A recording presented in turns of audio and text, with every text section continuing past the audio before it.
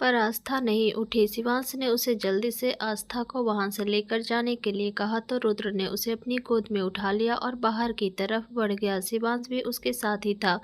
गाड़ी में बैठ वो दोनों आस्था को लेकर सूर्यवंशी महल की तरफ निकल गए। लगभग आधे घंटे बाद उसकी गाड़ी सूर्यवंशी महल में आकर रुकी। रुद्र आस्था को लेकर गाड़ी से बाहर निकला और अंदर की तरफ बढ़ गया। अंदर प्रताप जी, अंजना जी और गौरी लिविंग रूम में ही बैठे थे। रुद्र और शिवांश को देख वो सब उठकर खड़े हो गए। तभी उनकी नज़र रुद्र की गोद में बेहोश लेटी आस्था पर पड़ी। उसे देख अंजना जी और प्रदीप जी भावुक हो गए। आस्था दिखने में बिल्कुल अपनी माँ सा की तरह थी।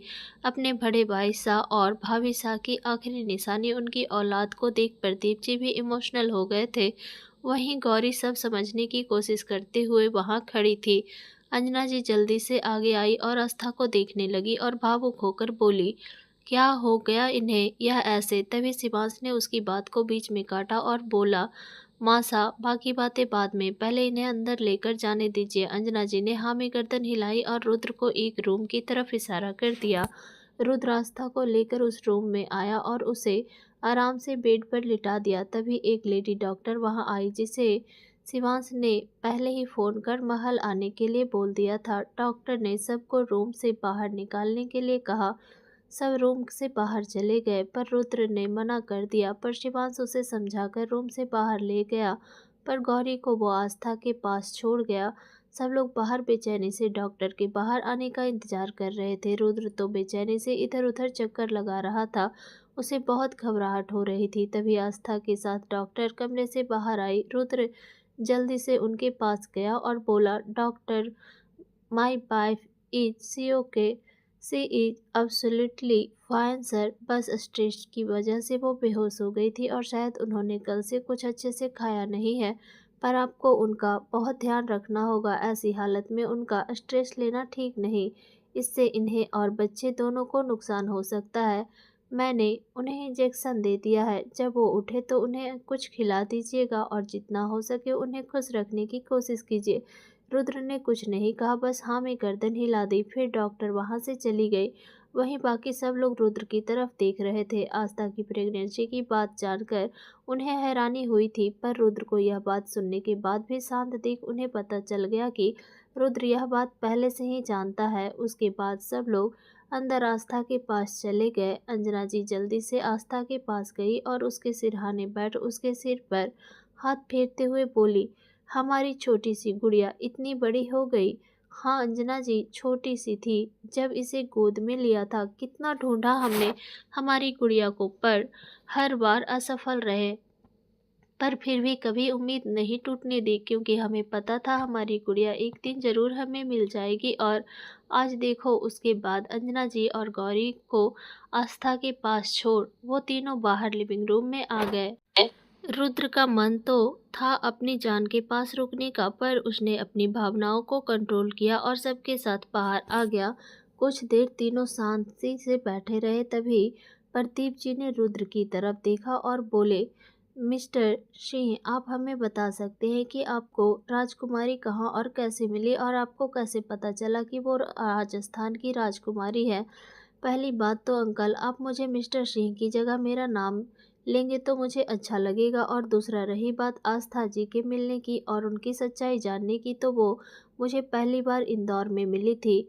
यहाँ हमारी शादी हुई। यह बोल उसने आस्था के मिलने से लेकर उसकी शादी और आस्था की पुरानी जिंदगी के बारे में भी सब कुछ बता दिया। सब जानकर प्रदीप जी को बहुत बुरा लगा।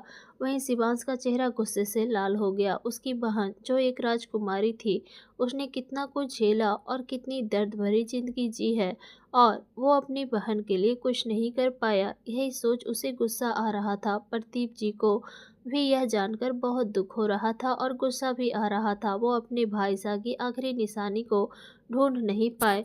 वो लोग बात कर ही रहे थे जब कमरे से आस्था के चिल्लाने की आवाज़ आई। उसकी आवाज़ सुनकर तीनों जल्दी से भागकर कमरे की तरफ चले गए। वहीं दूसरी तरफ माधुरी जी जब वापस उस फार्म हाउस पहुंची तो वहां की हालत देख वो सख्ते में आ गई। वो जल्दी से अंदर गई, पर उसे अभिमन्यु और आस्था कोई भी वहां नहीं मिला।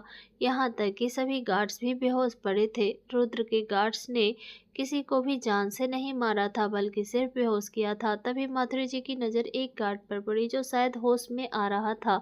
वो उसके पास गई और उसे देखते हुए बोली, क्या हुआ है यहाँ, और तुम सब बेहोश कैसे हो गए, और कुंवर अभिमन्यु कहाँ हैं? एक के बाद एक उन्होंने कई सवाल उस गार्ड से पूछ लिए। बेचैनी उनके चेहरे पर साफ दिखाई दे रही थी। वहीं वो गार्ड धीरे धीरे अपनी आंखें खोलने की कोशिश करते हुए बोला, शिवांश सूर्यवंशी।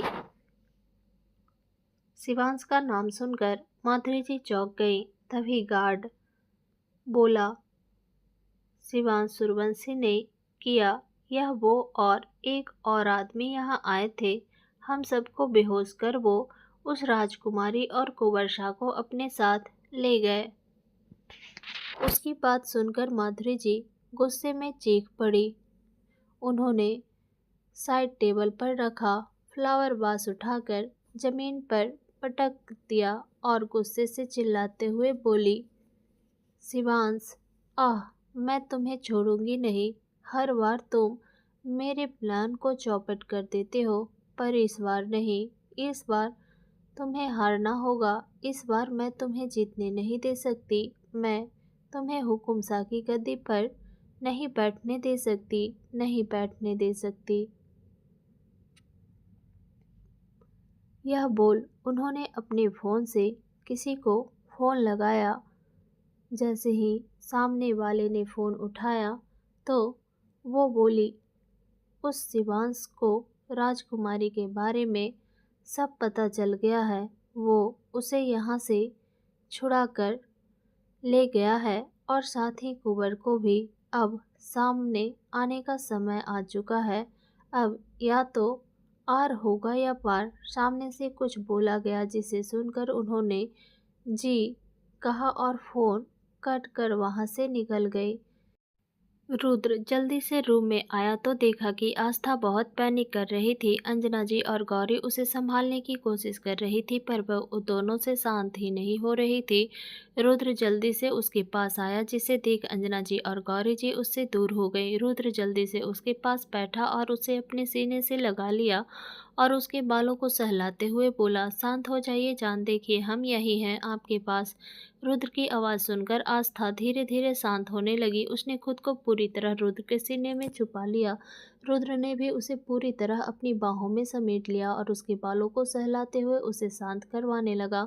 दरअसल आस्था को जब होश आया तो खुद के एक बार फिर अनजान लोगों को देख वो डर गई। उसे लगा वो एक बार फिर रुद्र से दूर हो गई। यही सोच वो पैनिक करने लगी और चिल्लाते हुए रुद्र को बुलाने लगी।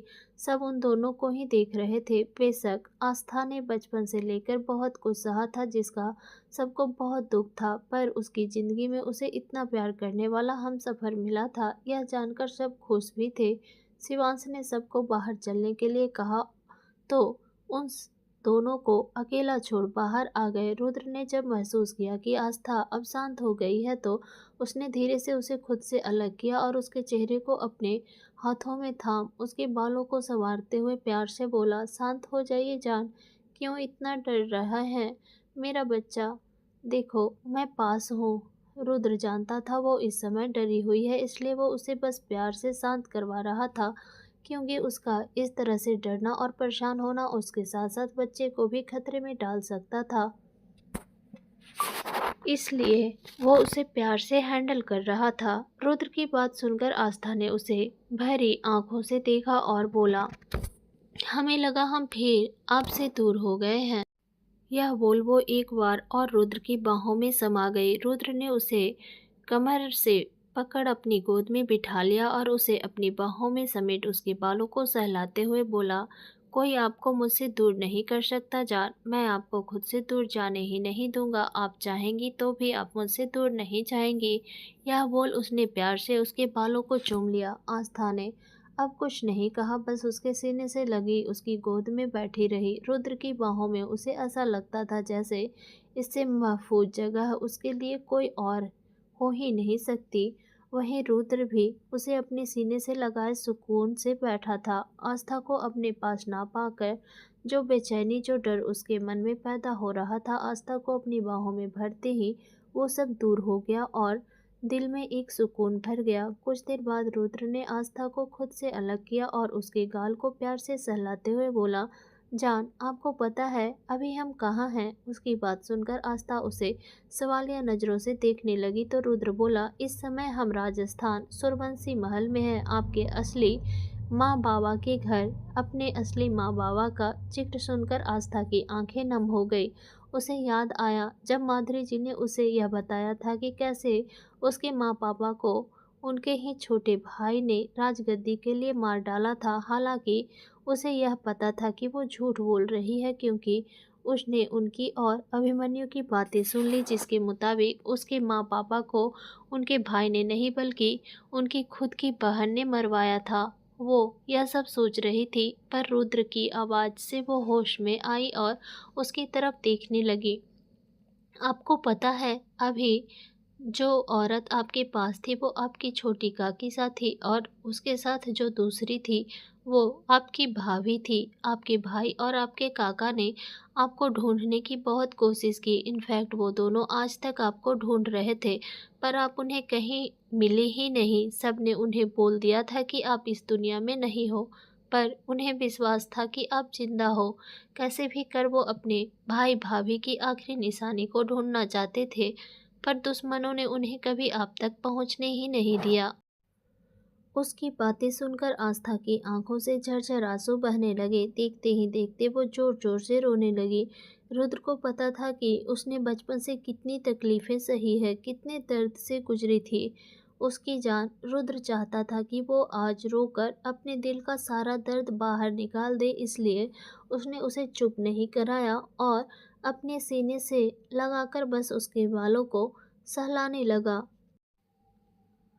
तभी आस्था रोते हुए बोली, हमारी क्या गलती थी? हमने किसी का क्या बिगाड़ा था जो हमें इतनी तकलीफ दी? हमें लगता था कि हमारे जन्म लेते ही हमारी माँ चल बसी, इसलिए बाबा हमसे प्यार नहीं करते क्योंकि हमारी वजह से माँ चली गई। पर आज पता चला कि वो तो मेरे बाबा थे ही नहीं, फिर वो मुझसे प्यार कैसे करते? सौतेली माँ और बहन ने भी कोई कसर नहीं छोड़ी मुझे परेशान करने की, फिर भी कुछ नहीं कहा, सब सह गई। फिर जब लगा कि शायद अब जिंदगी में खुशियाँ आएगी तो उन लोगों ने मेरी जिंदगी से सारे रंगों को छीन लिया, मुझे विधवा बना दिया। मैंने इसे ही अपनी नियत मान लिया, सोच लिया शायद मेरी जिंदगी में भगवान खुशियाँ लिखना ही भूल गया होगा। पर फिर उसी भगवान ने आपको मेरी ज़िंदगी में भेज दिया, एक फरिश्ते की तरह जिसने मेरी बेरंग ज़िंदगी में अपने प्यार के रंग भर दिए। आपने मुझे वो हर खुशी दी जिसके लिए मैं तरसती थी। अब जब मेरी ज़िंदगी अच्छी चल रही थी तो एक बार फिर वो लोग मुझसे मेरी खुशियाँ छीनना चाहते हैं। क्यों रुद्र जी? क्यों कोई मुझे खुश नहीं रहने दे सकता? क्या मुझे खुश रहने का हक नहीं है? क्यों सब मुझे दुख पहुंचाना चाहते हैं? क्यों? उसकी बातें सुनकर और इतना रोता देख रुद्र की भी आंखें नम हो गई। उसने उसे खुद से दूर किया और उसके आंसुओं को पोंछते हुए प्यार से उसके गालों को चूमते हुए बोला, नहीं मेरी जान, ऐसा नहीं है, आपको भी खुश रहने का हक है और मैं वादा करता हूँ इस बार आपकी खुशियाँ आपसे कहीं दूर नहीं जाएगी। इस बार मैं किसी को आपसे आपकी खुशियाँ छीनने नहीं दूंगा। आस्था अभी भी रोई जा रही थी। रुद्र ने उसके माथे को चूमा और बोला, प्लीज़ मेरी जान चुप हो जाओ। आपको पता है ना, मैं आपको रोते हुए नहीं देख सकता। प्लीज़ सोचिए, अगर आप इतना रोएंगी तो हमारा बच्चा भी आपकी तरह ही रोंदू सा पैदा होगा और मुझे रोंदू बच्चे बिल्कुल पसंद नहीं। बच्चे का सुनकर आस्था थोड़ा शांत हो गई। बच्चे का सुनकर अब उसे याद आया कि वो अपने दर्द में यह भी भूल गई कि उसके अंदर एक नन्ही सी जान पल रही है। उसने अपने पेट पर हाथ रखा और सहलाते हुए बोली, नहीं, हम नहीं रोएंगे और इस बार किसी को भी अपनी खुशियाँ छीनने नहीं देंगे। हमें जीना है आपके साथ, हमारे बच्चे के खुशी खुशी जीना है हमें। हाँ जान, आप, मैं और हमारा बच्चा एक साथ खुशी खुशी रहेंगे पूरी ज़िंदगी। मेरे रहते कोई हमारी खुशियाँ नहीं छीन सकता। यह बोल उसने एक बार प्यार से उसका माथा चूम लिया और फिर उसे देखते हुए बोला, चलिए उठिए, अब जल्दी से फ्रेश हो जाइए, फिर आपको खाना खाकर दवाई भी खानी है और आपको अपने काका काकी और भाई भाभी से भी तो मिलना है। वो लोग कब से आपका इंतजार कर रहे हैं। अपने परिवार को मिलने की बात सुनकर वो एक बार फिर इमोशनल हो गई, पर उसने खुद को संभाल लिया। आस्था ने एक नज़र खुद को देखा और फिर रुद्र को देख मासूम सा चेहरा बनाकर बोली, पर हमारे पास पहनने के लिए और कपड़े नहीं हैं। यह बात उसने इतनी मासूमियत से कही कि रुद्र का मन किया कि उसे अपनी बाहों में छुपा ले और उसे ढेर सारा प्यार करे, पर उसकी कंडीशन को देखते हुए उसने खुद को कंट्रोल किया और उसके बालों को सहलाते हुए बोला, आप रुकिए, मैं आपके लिए कपड़े मंगवाता हूँ। यह बोल उसने अपने फ़ोन से परवीन को एक मैसेज कर दिया। कुछ ही देर में परवीन 2 पैकेट उन्हें लेकर चला गया। रुद्र ने आस्था को गोद में उठाया और उसे लेकर बाथरूम में चला गया। उसने उसे बाथरूम में उतारा और बोला, जल्दी से फ्रेश हो जाइए, फिर बाहर चलते हैं। आस्था ने हाँ में गर्दन हिलाई तो रुद्र बाथरूम से बाहर निकल गया। कुछ ही देर में दोनों नहाकर तैयार हो चुके थे। अब तक सुबह भी हो चुकी थी। रुद्र ने आस्था का हाथ पकड़ा और उसे लेकर कमरे से बाहर निकल लिविंग रूम की तरफ आ गए। अंजना जी, प्रदीप जी और शिवांश के साथ उसकी दादी साहब भी लिविंग रूम में बैठे हुए थे। गौरी इस समय किचन में थी। जैसे ही आस्था की नज़र सब पर पड़ी, उसके कदम रुक गए, आंखें आंसुओं से भर गई। सामने बैठे लोग उसका परिवार था, उसका अपना परिवार। क्या वो लोग उसे अपनाएंगे? जिस प्यार, जिस अपनेपन के लिए वो तरसती है, क्या उसे वो मिलेगा? क्योंकि वो जानती थी उसकी किस्मत बहुत खराब है, हमेशा उसके साथ बुरा ही हुआ है। वो तो पता नहीं उसने कौन से अच्छे कर्म किए थे जो भगवान ने रुद्र को फरिश्ता बनाकर उसकी ज़िंदगी में भेज दिया, जिसने उसे सिर्फ ना प्यार दिया बल्कि ज़िंदगी को खुशियों से भर दिया। उसकी बेरंग ज़िंदगी में अपने प्यार के रंग भर दिए थे उसने। वो यही सब सोच रही थी जब रुद्र की आवाज़ उसके कानों में पड़ी। क्या हुआ जान, आप रुक क्यों गई? आस्था ने अपनी बहरी आंखों से उसकी तरफ देखा तो रुद्र ने कुछ पल उसकी आंखों में देखा, फिर उसके मन में चलते सवालों को समझ उसने उसका चेहरा हाथों में भर लिया और उसके आंसू साफ करते हुए बोला, वैसे तो अब आपका परिवार, प्यार, सब कुछ मैं हूँ। सच बोलूँ तो मैं आपको किसी के साथ बांटना नहीं चाहता, पर वो लोग भी आपका परिवार है जिन्होंने आपके लिए बहुत इंतज़ार किया है। आपके काका और भाई बहुत सालों से आपको ढूंढ रहे हैं। आपकी काकी आपके मिलने की दुआएं करती है। अब आप आज यहाँ हो तो आपका फ़र्ज़ बनता है उनके इंतज़ार को ख़त्म करने का, और यकीन मानिए वो दिल से आपको अपनाएंगे। आस्था ने कुछ नहीं कहा और फिर से सबकी तरफ देखने लगी। वो धीरे धीरे चलते हुए सबकी तरफ आई तो उसे देख शिवांश अपनी सीट से खड़ा हो गया और बोला, गुड़िया। शिवांश की बात सुनकर सब खड़े हो गए और गौरी की तरफ देखने लगे, जो रुद्र का हाथ पकड़कर खड़ी अपनी भरी आंखों से उन सब की तरफ देख रही थी। उसे देख अंजना जी और दादी साहब भी आंखें नम हो गई। दादी से और सहन नहीं हुआ अपने बेटी की आखिरी निशानी को अपने सामने देख उन्होंने अपने हाथ फैला दिए और रोते हुए बोली, शिवी। आस्था का असली नाम शिव कन्या सूर्यवंशी था।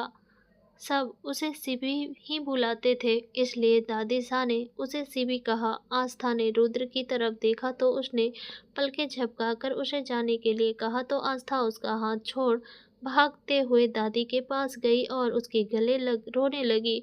अंजना जी भी रो रही थी। प्रदीप जी की भी आंखें नम हो गई। आंखें तो शिवांश की भी नम हो गई थी, पर उसने खुद को संभाल लिया। आस्था कुछ नहीं बोल रही थी, बस रोई जा रही थी।